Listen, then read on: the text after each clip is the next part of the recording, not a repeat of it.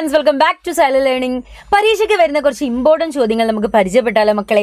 ആദ്യം തന്നെ വേദകാലഘട്ടത്തെ കുറിച്ച് നമുക്ക് നോക്കാം. എന്താണ് മക്കളെ വേദകാലഘട്ടം എന്ന് പറയുന്നത്? വേദങ്ങളിൽ ചിത്രീകരിച്ചിരിക്കുന്ന മനുഷ്യജീവിതം നിലനിന്നിരുന്ന കാലഘട്ടത്തെ നമ്മൾ വേദകാലഘട്ടം എന്ന് വിളിക്കും. BC 1500-നും 600-നും ഇടയിലുള്ള കാലഘട്ടത്തെയാണ് നമ്മൾ വേദ കാലഘട്ടം എന്ന് പറയുന്നത്. ഈ വേദകാലഘട്ടത്തെ നമ്മൾ രണ്ടെണ്ണായിട്ട് തരംതിരിച്ചിട്ടുണ്ട്. ഋഗ്വേദ കാലഘട്ടമെന്നും അതേപോലെ തന്നെ പിൻകാല വേദ കാലഘട്ടം, ഋഗ്വേദിക് പീരീഡ് എന്നും ലേറ്റർ വേദിക് പീരീഡ് എന്നും നമ്മൾ തരംതിരിച്ചിട്ടുണ്ട്. ഋഗ്വേദ കാലഘട്ടം എന്ന് പറയുന്നത് 1500 മുതൽ 1000 BC വരെയും, നമ്മളെ ലേറ്റർ വേദിക് പീരീഡ് പിൻകാല വേദ കാലഘട്ടം എന്ന് പറയുന്നത് 1000 മുതൽ 600 BC വരെയുമാണ്. ഓക്കെ അല്ലേ? ഇനി അടുത്തത് എന്താണ് തിണകൾ എന്നാണ് നമ്മൾ നോക്കുന്നത്. പ്രാചീന തമിഴകത്തെ 5 തിണകളായിട്ട്, ഭൂമിശാസ്ത്രപരമായ പ്രത്യേകതകൾ വെച്ച് 5 തിണകളായിട്ട് നമ്മൾ ക്ലാസിഫൈ ചെയ്തിട്ടുണ്ട്. ഏതൊക്കെയാണ് 5 തിണകൾ എന്ന് നമുക്ക് പരിചയപ്പെട്ടാലോ? കുറിഞ്ചി, മുല്ലൈ, പാലൈ, മരുതം, നെയ്തൽ എന്നിങ്ങനെയാണ് 5 തിണകളായിട്ട് നമ്മൾ എന്ത് ചെയ്തിട്ടുള്ളത്? ക്ലാസിഫൈ ചെയ്തിട്ടുള്ളത്. ഓരോ തിണകൾക്കും അതിൻ്റെതായിട്ടുള്ള ഒരുപാട് പ്രത്യേകതകളും കാര്യങ്ങളും നമുക്ക് കാണാൻ സാധിച്ചിട്ടുണ്ടായിരുന്നു കേട്ടോ. കുറിഞ്ചിയിൽ നമ്മൾ നോക്കുകയാണെങ്കിൽ ഇവിടെ എന്താ മക്കളെ കാണുന്നത്? മലയോര പ്രദേശമാണ് നമുക്ക് കാണാൻ സാധിക്കുന്നത്. മലയോര പ്രദേശമാണ് നമ്മുടെ കുറിഞ്ചി എന്ന് പറയുന്നത്. ഇനി മുല്ലയിൽ നോക്കുകയാണെങ്കിലോ കാടുകളും അതേപോലെ തന്നെ പുൽമേടുകളും നമുക്ക് കാണാൻ സാധിക്കും. പാലൈ എന്ന് പറയുന്നത് നമുക്കൊരു ഡ്രൈ ലാൻഡ് ആണ്, ഉണങ്ങിയ രീതിയിലുള്ള നിലമായിരുന്നു കേട്ടോ. ഇനി മരുതം എന്ന് പറയുന്നതോ കാർഷിക മേഖലക്കുള്ള ഉള്ള സ്ഥലമായിരുന്നു. നെയ്തൽ എന്ന് പറയുന്നതോ തീരദേശമേഖല അഥവാ കോസ്റ്റൽ റീജിയൻ ആയിരുന്നു നമ്മൾ നെയ്തൽ എന്ന് പറയുന്നത്. അങ്ങനെ എന്ത് ചെയ്തു? പ്രാചീന തമിഴകത്തെ 5 എണ്ണായിട്ട് ക്ലാസിഫൈ ചെയ്തിട്ടുള്ളതാണ് കേട്ടോ. ഇതിനൊക്കെ കുറിച്ചുള്ള വിവരണം നമുക്ക് സംഘകാലഘട്ടത്തെ കൃതികളിൽ നിന്ന് ലഭ്യമായിട്ടുണ്ടായിരുന്നു അല്ലെ. സംഘകാലഘട്ടത്തെ കൃതികൾ എന്ന് പറയുന്നത് എന്താണ്?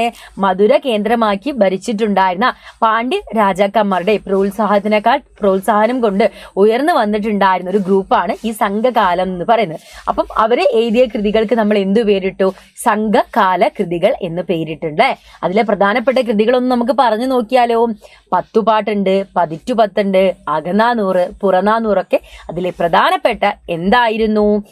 വർക്കുകളായിരുന്നു കേട്ടോ. അപ്പൊ അതൊക്കെ മക്കൾ ഓർത്ത് വെക്കുക. ഈ ഒരു ഭാഗത്ത് നമുക്ക് ഒരുപാട് ചോദ്യങ്ങളൊക്കെ വരും കേട്ടോ.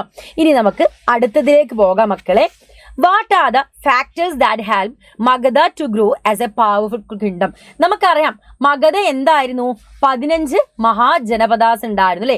ഈ 15-16 മഹാജനപദാസിലെ വളരെ അധികം ശക്തമായി ഉയർന്നു വന്നിട്ടുണ്ടായിരുന്ന ഒരു ജനപദമായിരുന്നു മഗധ എന്ന് പറയുന്നത്. അപ്പൊ മഗധ അത്തരത്തിൽ ഉയർന്നു വരാൻ വേണ്ടിയിട്ട് എന്തൊക്കെ കാരണങ്ങളായിരുന്നു ഉണ്ടായിരുന്നത്? ഒന്ന്, അവിടെ അയൺ ഓറിന്റെ ഒരു ലാർജ് ഡെപ്പോസിറ്റ് നമുക്ക് കാണാൻ സാധിക്കുമായിരുന്നു. ഇരുമ്പയിരിന്റെ വലിയ നിക്ഷേപം തന്നെ ഇവിടെ ഉണ്ടായിരുന്നു, നമ്മുടെ മഗധയിൽ ഉണ്ടായിരുന്നു. അടുത്തതോ, കൃഷിയിൽ ഇരുമ്പ് ഉപകരണങ്ങൾ ഉപയോഗിക്കുന്നു. Using iron tools in agriculture. മക്കളെ, പണ്ട് കാലത്ത് ഇവർ ചെമ്പ് കൊണ്ടും വെങ്കലം കൊണ്ടുള്ള ആയുധങ്ങളായിരുന്നു ഉപയോഗിച്ചിരുന്നത്.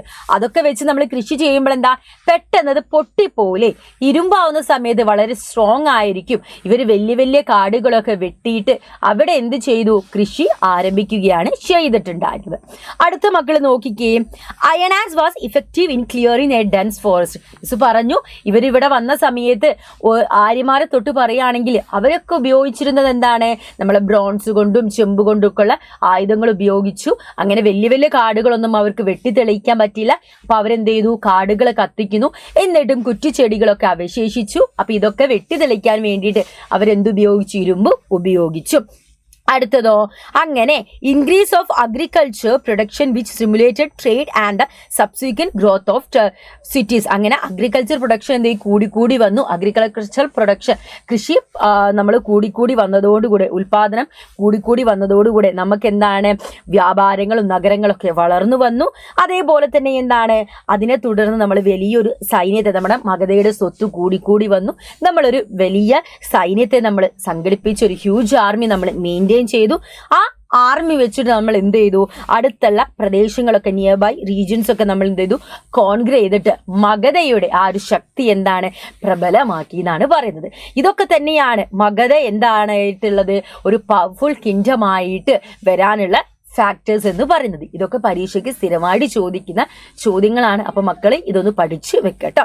അപ്പൊ നമ്മുടെ ഇന്നത്തെ സെക്ഷൻ വൈൻഡപ്പ് ചെയ്യാണ്. So that's love it's video. Thanks for watching us dears.